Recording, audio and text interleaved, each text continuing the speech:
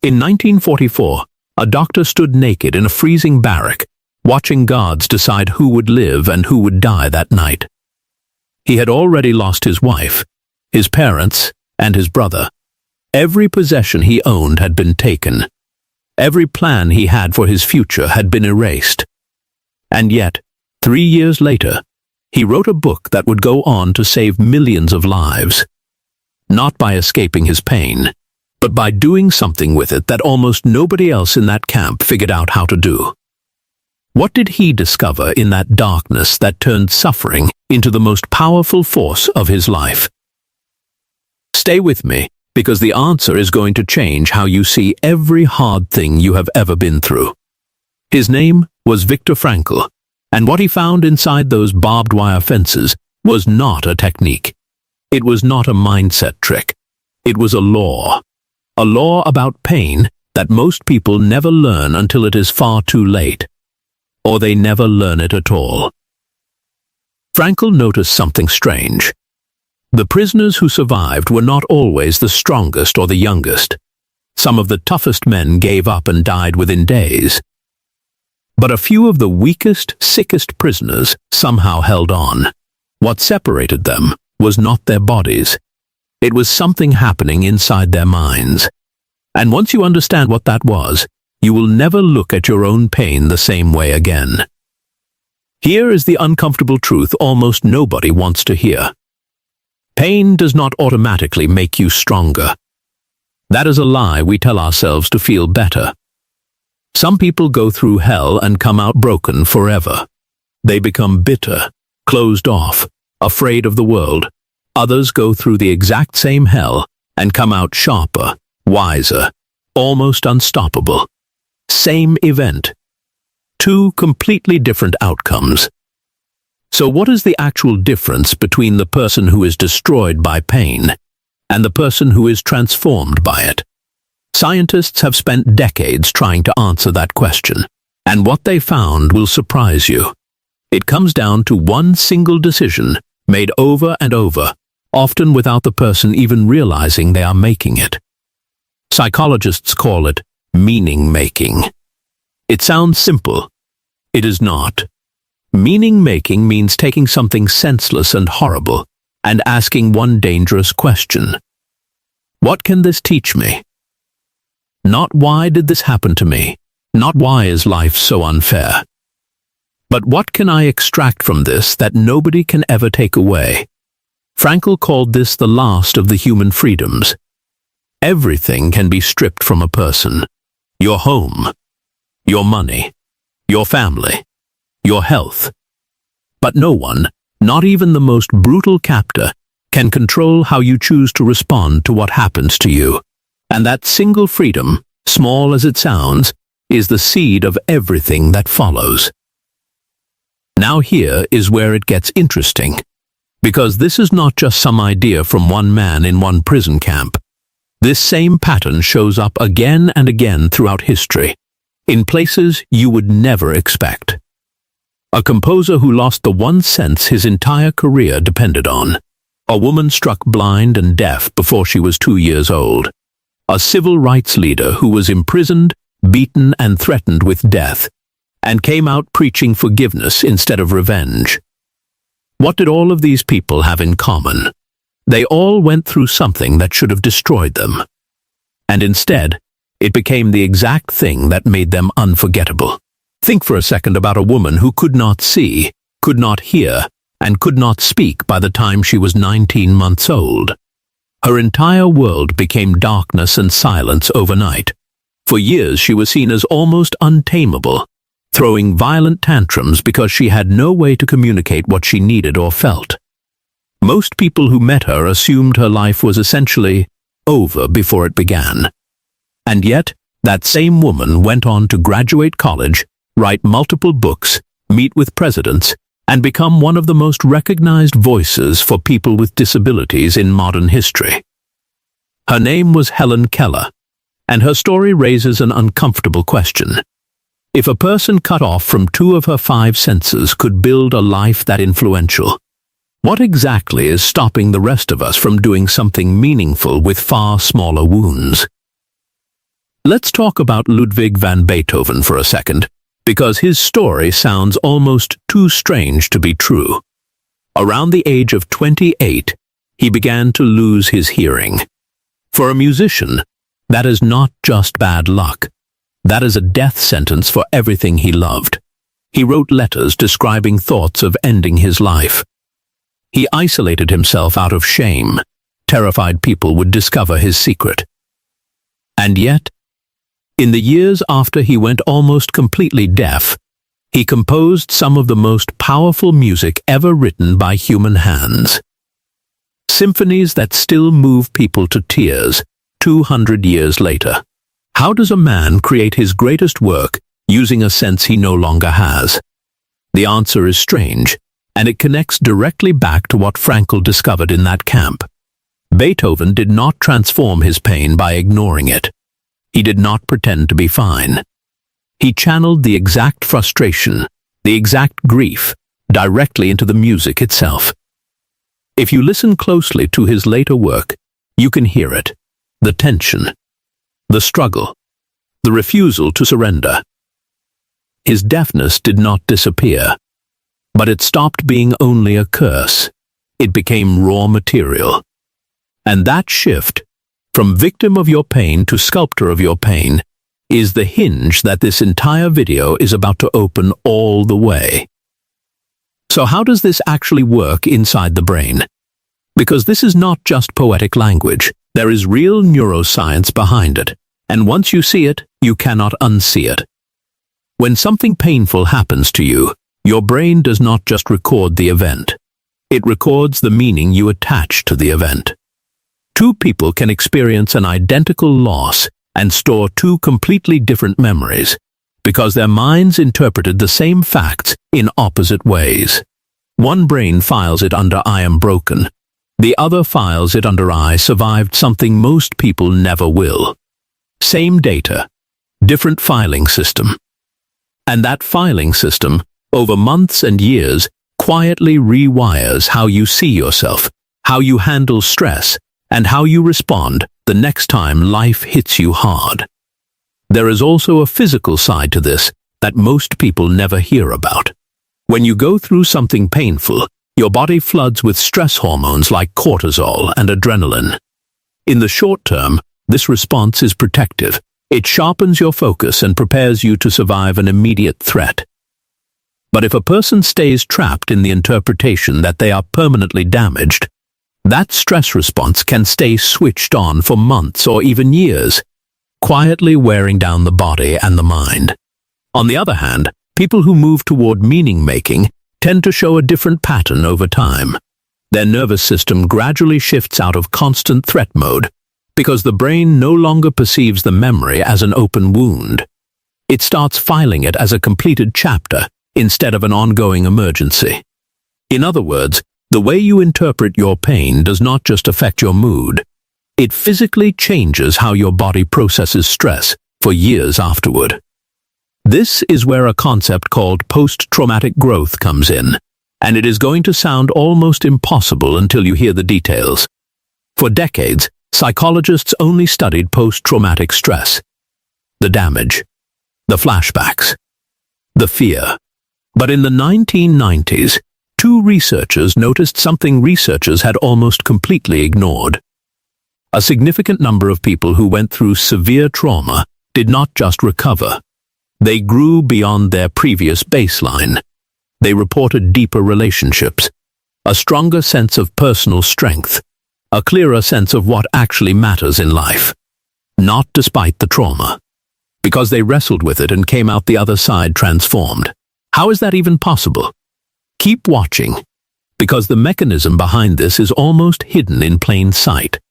Post-traumatic growth is not about the event itself. It is about what happens in the aftermath, in the quiet months when no one is watching. Researchers found 5 areas where this growth tends to show up.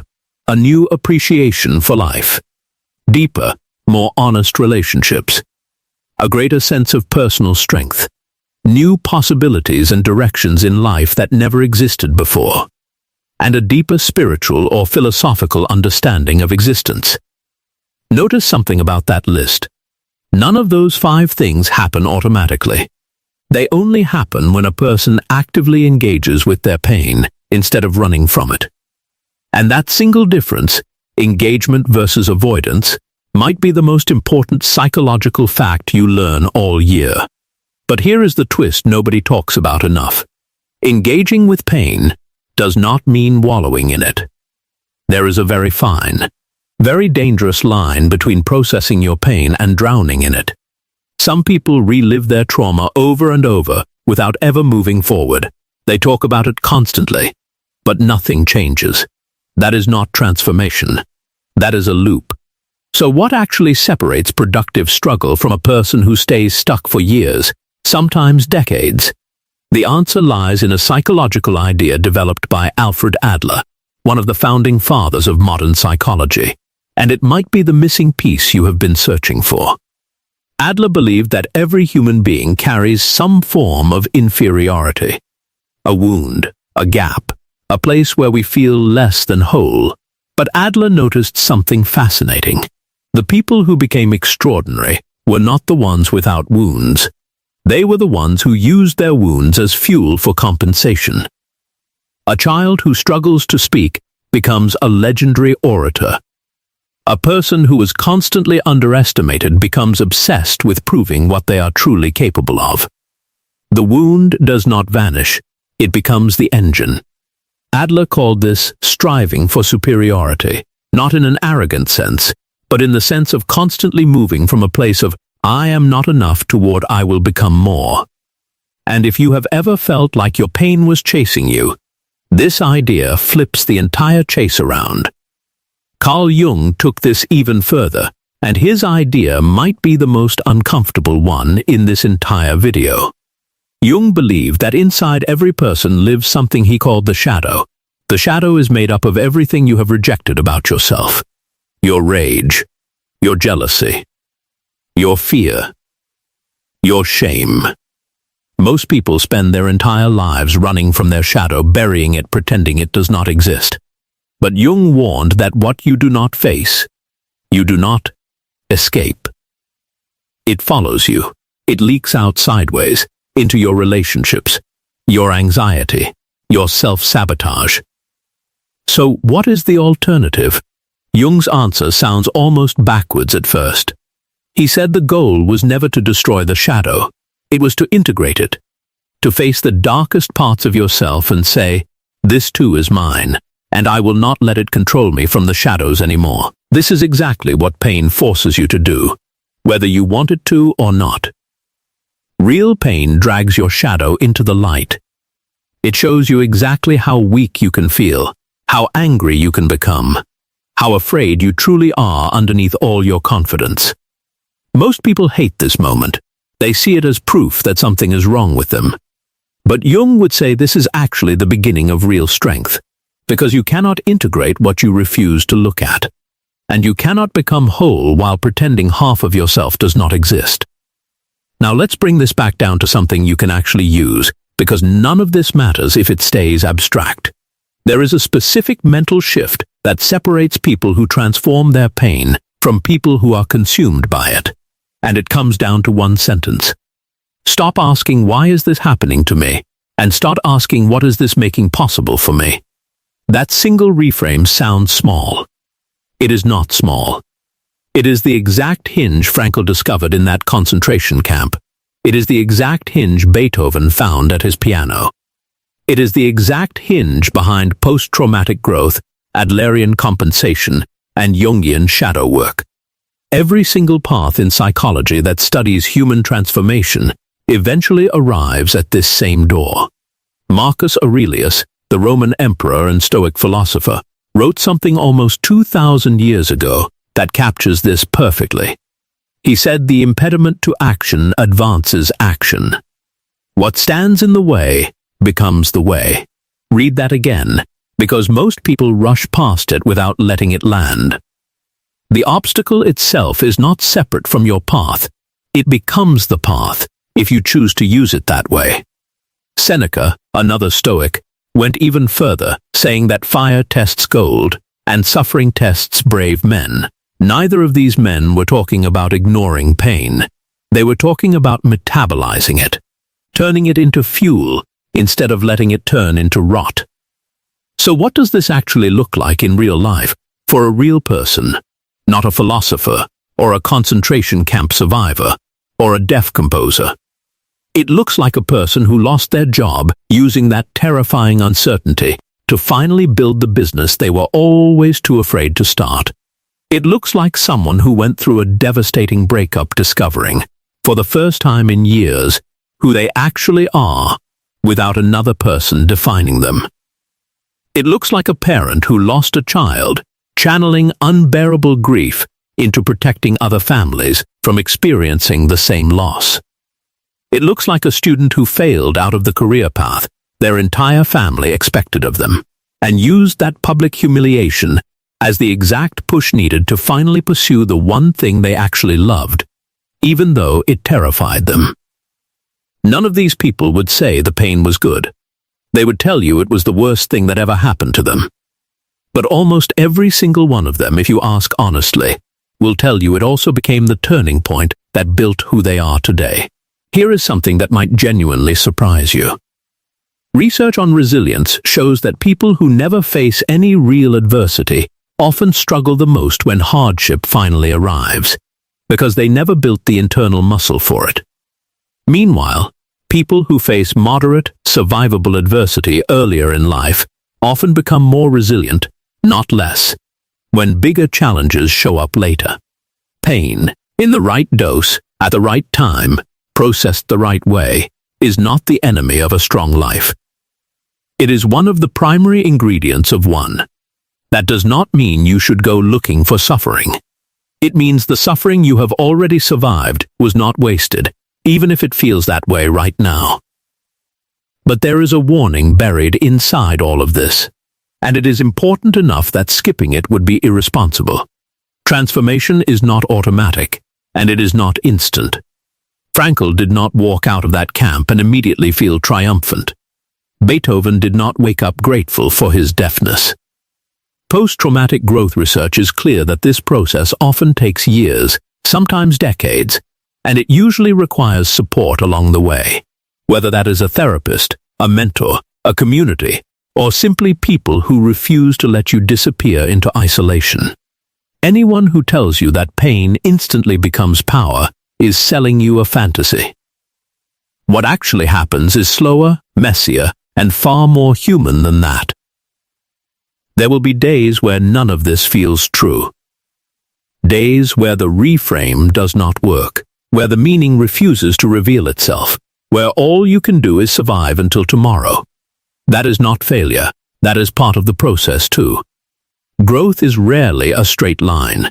It is closer to a slow spiral, circling the same pain from a slightly higher place each time, until one day you look down and realize how far you have actually climbed. And that is exactly why this transformation is so rare, and exactly why the people who manage it become so remarkable. So where does that leave you, watching this right now, maybe carrying something heavy that nobody else can see? Maybe it is a loss. Maybe it is a failure you cannot stop replaying. Maybe it is a version of yourself that died, and you have not figured out who is supposed to take their place. Here is the deeper truth underneath everything discussed today. Your pain was never asking you to disappear.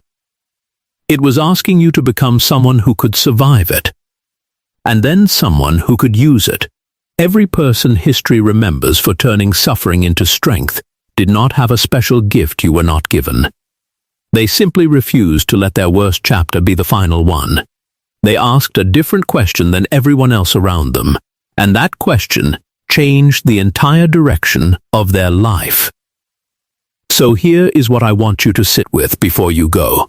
If the hardest thing you have ever survived was not a life sentence, but a raw material waiting to be shaped, what would you build with it? What is the one piece of pain in your life right now that, if you stopped running from it and started listening to it, might actually be trying to point you toward who you are supposed to become? Sit with that question. Do not answer it quickly. The people who change their lives are usually the ones who take that question seriously, instead of scrolling past it. If this made you see your own pain differently, even for a moment, that is exactly why this channel exists. Subscribe, because there is a lot more of this waiting for you, and the next video might be the one that changes everything.